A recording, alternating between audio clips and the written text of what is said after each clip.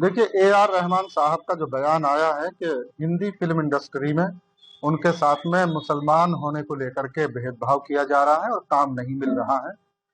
मेरा मानना है कि ये बात बिल्कुल गलत है इनकी।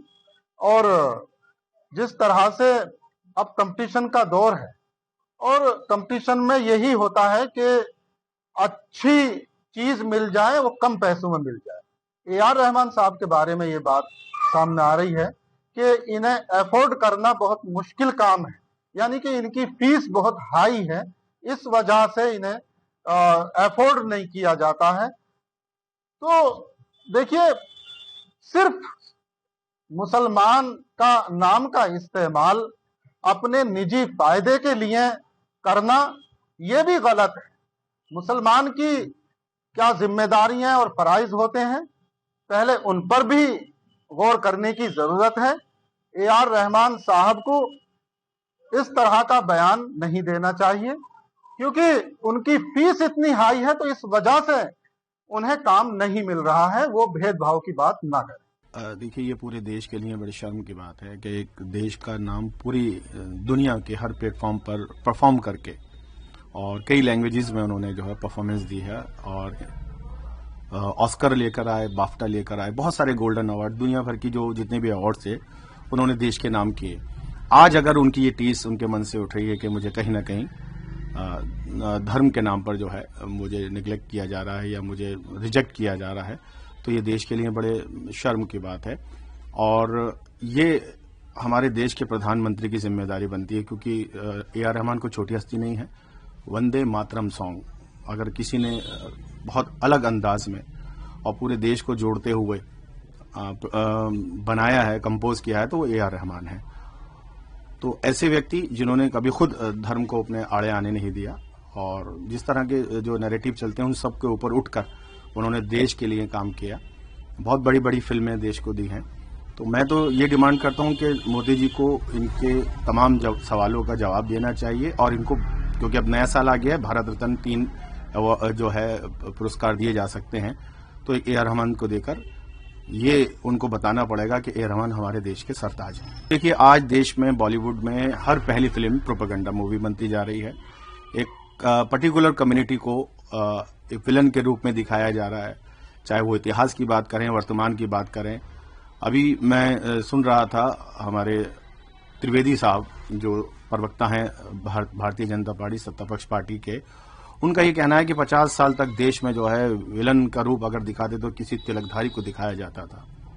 डोभाल साहब कह रहे हैं कि बदला लेने का समय है। बताइए, देश के जो एनएसए हैं जिनका काम है देश में सुरक्षा शांति को बनाए रखना, वो अशांति की बात कर रहे हैं, तो ये किस तरह के संदेश जा रहे हैं। आज हर पहली फिल्म जो है प्रोपेगेंडा है, उसमें एक खास कम्युनिटी को विलन के रूप में, आतंकवादी के रूप में।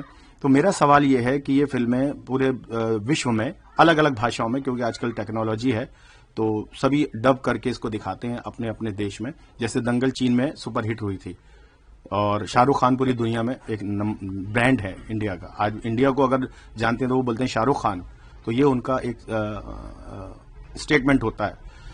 तो ऐसे में आज इस तरीके के जो हालात पैदा हुए हैं, तो यकीनी तौर पर बॉलीवुड भी इससे कहीं अछूता नहीं है, क्योंकि उनको भी टीआरपी चाहिए, उनको भी जो है पैसा चाहिए। जिस तरह सत्ता पक्ष आज जो है धर्म के नाम पर राजनीति कर कर देश के हर राज्य में और देश में राज कर रही है, तो ये टूल बन गया है। इस टूल का इस्तेमाल करके देश को बांटने का प्रयास हो रहा है और कहीं ना कहीं ये टीस ए आर रहमान की छावा फिल्म। और देखिए, वो व्यक्ति कितना धर्म से ऊपर है कि रामायण में वो जो मूवी आ रही है देश के सबसे बड़े बजट की मूवी तिवारी साहब की, उसमें वो म्यूजिक दे रहा है। तो यानी उनका दिल कितना बड़ा है, उन्होंने ये बात नहीं सोची, मगर आज वो जो टीस उनकी उठी है, ये शर्म की बात है।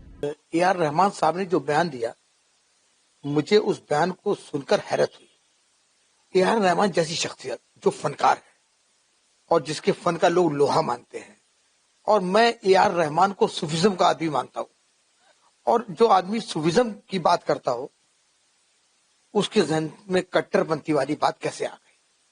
अगर आपको बॉलीवुड के अंदर काम नहीं मिल रहा तो आप देखिए कि आपके टैलेंट में कहां कमी आई। हैरत की बात है कि आप इसको सांप्रदायिकता से जोड़ना है।